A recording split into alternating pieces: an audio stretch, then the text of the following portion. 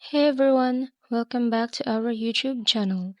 In today's quick tutorial, I'll show you how to turn your Tradingview in dark mode. Once you're in your app, go to the menu option at the bottom right corner of your screen.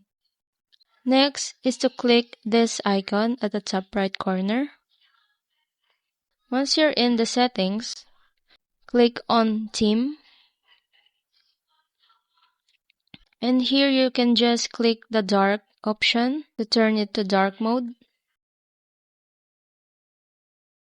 And the other one is the system theme. Once you activate it, it will change depending on your phone settings. And that's it. That's how you turn dark mode in Tradingview in very easy steps. If you found this video helpful, don't forget to like, comment, and subscribe for more helpful tips. Thank you for watching.